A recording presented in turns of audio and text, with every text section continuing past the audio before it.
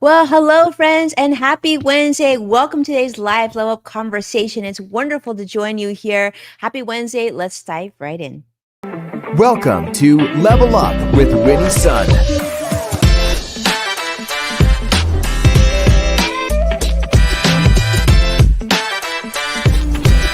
award-winning financial pro. Get ready. Level Up with Winnie Sun. Well, hello, friends. It's Winnie here, your host, an award winning financial pro, Forbes contributor, and a CNBC council member and contributor. And it's been a busy, busy week. And we're streaming here live on many social media platforms. And if you actually were joining me earlier on X, we were having our big tweet chat talking about all things consulting. So if you didn't get a chance to join us, definitely jump on X, search for hashtag Winnie Sun. You can see the conversation and some of the answers. And we had an incredible guest. Lori led the discussion. So lots of great information being shared. But let's talk about where the market is currently. Market's still open just for a little bit longer here. The Dow's up in the positive, up 181 points. NASDAQ up 466 points.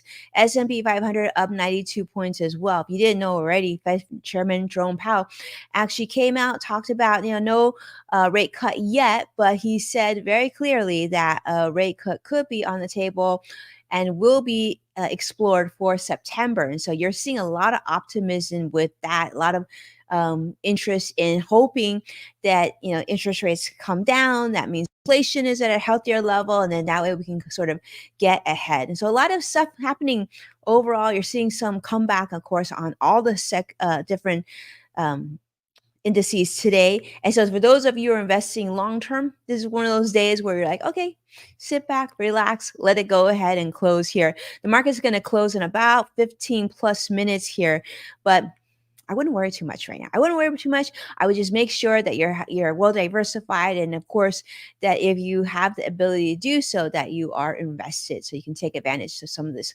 long-term growth here. Right now, let's talk about some of the stories that are making headlines today. And one of the big stories is, of course, on McDonald's. If you haven't heard about this, you haven't visited McDonald's, you're probably not alone, because McDonald's is having a really tough time right now because with inflation that also meant that they had to increase prices on quite a bit, and sales at McDonald's have actually been slipping significantly. In fact, the first time since 2020, they have missed Wall Street estimates. So that's not such a good thing. But the reason why is, unlike some other companies such as Chipotle and Starbucks, who are also feeling some hurt as well, well, McDonald's has raised many of their menu prices by about 40% on average here in the United States since 2019. It has contributed to a decline in customer traffic. People will associate McDonald's with sort of a low cost eating option. Well, if prices go up 40%. People are not too happy. So Starbucks and Chipotle are also facing these challenges. And I would say that, not too long ago, I walked by a Subway sandwich shop, and I think their prices have definitely jumped as well. But McDonald's is certainly updating their earnings per share. But in all honesty, the executives at McDonald's have their hands full. They're really, really busy trying to see how they can get back to that discount feel, so things feel much better. And in that way, they can continue to see more customer traffic come back to their stores, to their drive-thrus, and all that. For those of you who are tuning in, curious to see the last time you went to McDonald's, and what are your thoughts? Do you feel like it's too expensive now? I haven't been to McDonald's in a really long time, to be honest. I know they have really great French fries, but I don't know. So yes, I see CrossX Fighter joining us live. Thank you so much for being here and answer your question. I'm doing great. We've had a very busy day already. Great tweet chat, wonderful discussion, and we've got a lot of business stories to cover today.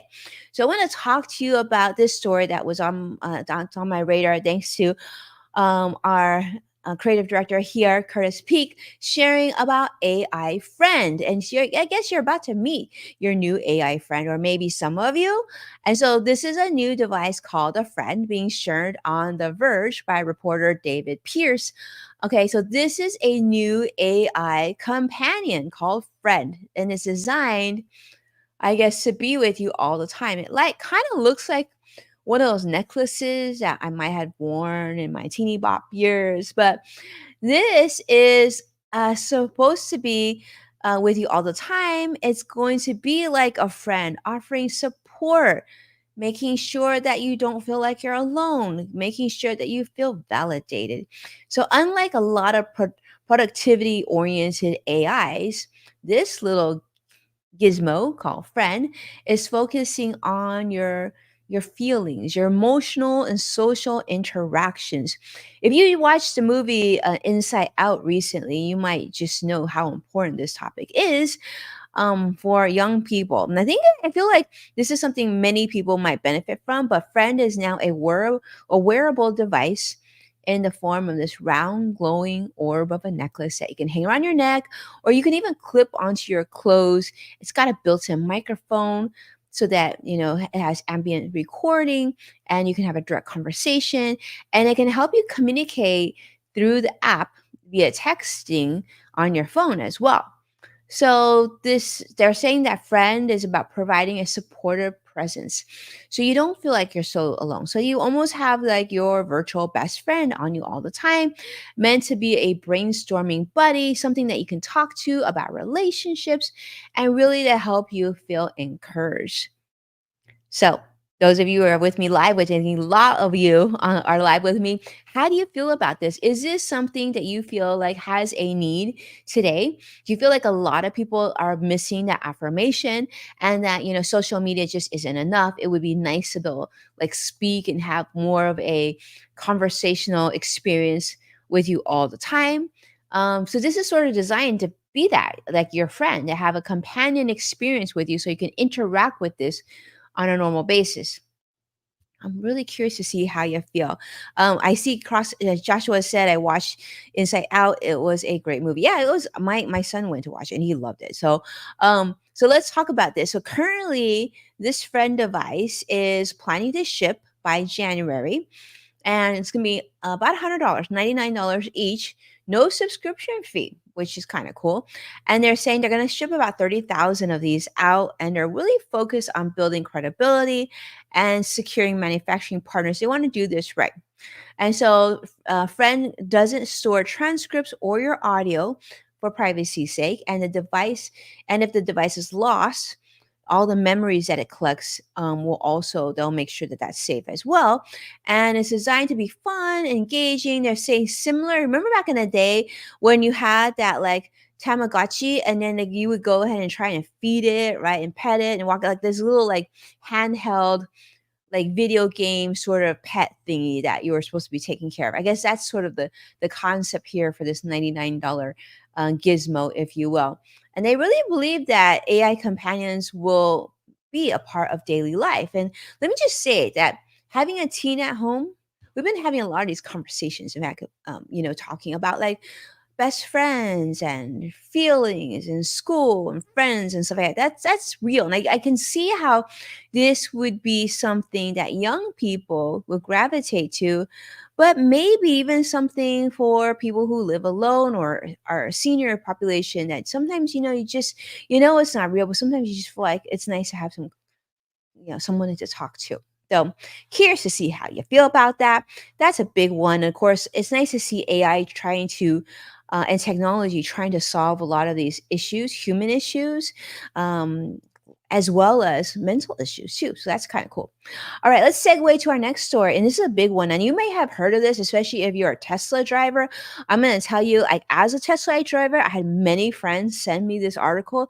But if you didn't hear already, Tesla is recalling about 1.85 million cars here in the United States over, get this, a hood issue. That's right, an unlatched hood. This is a big issue. Can you imagine driving down the street and then like your hood like opens up? So Reuters is reporting this, talking about how Tesla is recalling these vehicles, and they say it's due to a software failure, and that it may not detect an unlatched hood. So you could be driving, your hood could not be latched, and like all of a sudden you could have an issue. And the hood for a Tesla is also the cover for your frunk. So unlike a typical like gas powered vehicle, it's not like just like your engine under the hood. This is like, for many people, where they keep what they would normally keep in a trunk. So if your hood isn't completely latched and things could fly out, this could be a big safety issue.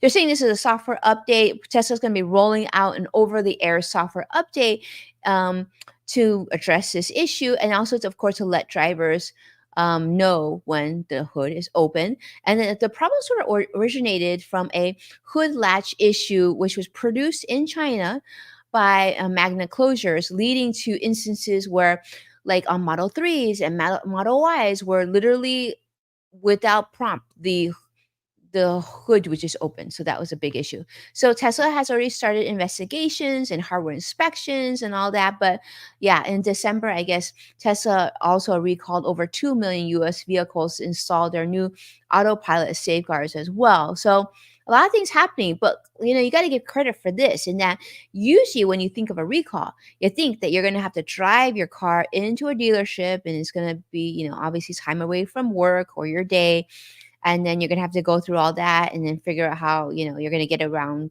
until you get your car back. But luckily, unfortunately, in this situation, a software update over the air sounds great. So that's what's happening. If you're a Tesla driver, if you didn't hear about this already, be on the lookout for that. And if you have any questions, of course, probably a good idea to reach out to your Tesla um, repair shop or Tesla dealership, which is where they repair cars normally. That would probably be a good place to check if you're not quite sure. All right.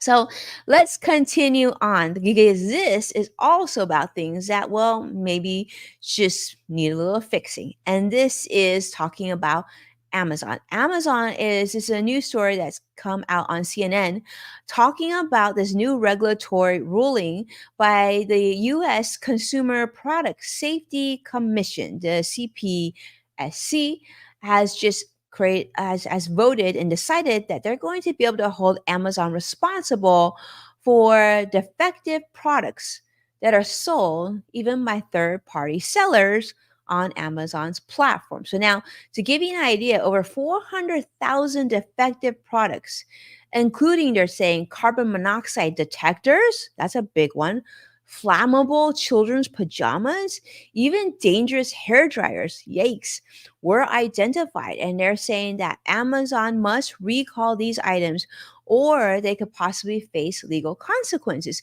because they want people to feel comfortable when they're buying something at Amazon that it's not going to be faulty. Now, the CPSC is saying that Amazon's notifications to customers about potential safety issues just wasn't enough.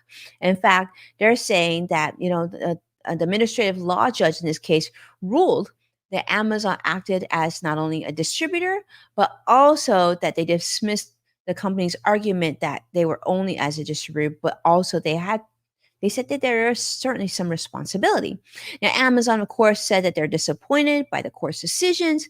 They plan to appeal, of course, and also that they, of course, promptly notify customers, and that should be enough. And they even instruct customers to stop using certain products and provide refunds when potential safety issues are identified. But more than 60% of sales on Amazon now come from independent sellers. So really it's talking about, like, is it sold by Amazon? Is it a third party seller? So the battle continues over liability for these defective products. Who is responsible?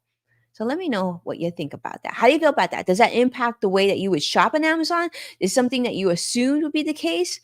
But nonetheless, I do think it's good that there is some level of responsibility, and that things that shouldn't be sold just shouldn't be sold on the platform completely. I would think that flammable pajamas for children, that should be something that, regardless of what company you are, you just don't not to sell it. And perhaps, given Amazon's deep pockets and larger size and their platform, that is something that they could, control and have some input on, which would be great. All right, so let's talk about another thing that's happening, and maybe even in your hometown, you may have been experiencing extreme heat. Now, extreme heat is translated, depending on what part of the country you are, could be translated into like more air conditioning dollars.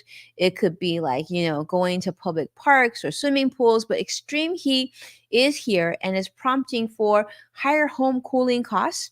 It's also putting a lot more people into risk. So this is a new article that was shared on CNN or CNBC, I apologize, CNBC, by my friend Lori Konish. So, as of July 22nd, the global average temperature has here in the United States and the world reached a new high of almost 63 degrees Fahrenheit, which highlights the intense and really the heat wave here across the United States. So, home cooling costs are expected to rise by an average of $719 for the period between, well, summer period between June through September, which is up nearly 8% from last year. And so this is crazy. So, on top of everything else that's costing you more in terms of food and groceries and shelter and everything else, and now your cooling costs are, of course, been driven up as well. So low income households are spending significantly less on air conditioning, between 37% to 45%, than higher income households, because obviously those who are lower income are opting to endure the heat to save money, which is of course putting a lot of financial strain on a lot of families, but it can also affect health. So this is affecting low income families. A lot of low income families will include like young children, the elderly, even disabled individuals. So this is posing to be significant health risks for these families. So experts are now recommending that, in terms of having some assistance, that assistance comes into play for cooling bills, and of course long-term effects to try to help retrofit some of these homes, um, to make them more affordable and have more modern cooling systems to help with more vulnerable populations. So let me know, for those of you who are with me live currently, have you experienced greater heat this summer in your neighborhood? And what have you been doing? Have you still been keeping the AC on? You've been turning it off for, what are you doing to try to mitigate that as well? Now, before we close up here, I'm going to go ahead and jump back in the market. Market's about to close in about 2 minutes. Currently in the positive, though. Dow is up 107 points, which is great. Nasdaq's up over 440 points. The S&P 500 is also up over 85 points. So I think we can agree today's going to be a positive day in the close. For those of you who are joining me live, thank you so much for being a part of Level Up Live. It is wonderful to be here with you. And a big shout out to Carter Ruff, Joshua, Robin Stevens, and many others who've been supporting and sharing the show. We see your shares this week and we truly, truly appreciate it. Do me a favor, hit that like button, hit subscribe, and watch full past episodes of Level Up. Definitely check out NASDAQ, Amazon Fire, Samsung, LG, Roku, and of course, the newest and greatest episodes are always on my social media platforms, channels, I should say. So definitely check me out there. And thank you so much. And when sharing the show, definitely tag at Winnie Sun to show your support so I can thank you on a future episode.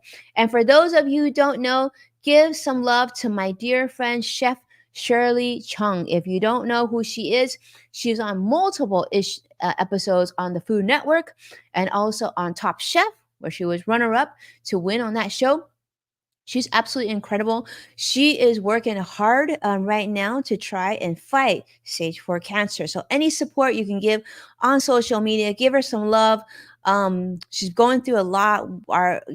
We love you, Shirley. We care about you, and we want you to fight this so you can come back strong. She's going to be taking a hiatus from her restaurant too, very popular restaurant in Los Angeles called Miss Chi. But if you want to try her amazing, award-winning dumplings and cuisine, you can check out Gold Belly. And I want to point that out just because she's such a dear friend. I'm actually doing it.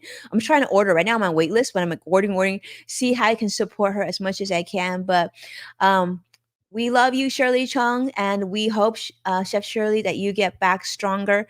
And the better. If you need anything else, definitely reach out. But with that, thank you so much, my friends, for joining and being part of this show. I appreciate you so much. Be well. And I can't wait to see you again on Friday when we come back for a new episode. Take care now. Talk to you soon. Bye bye.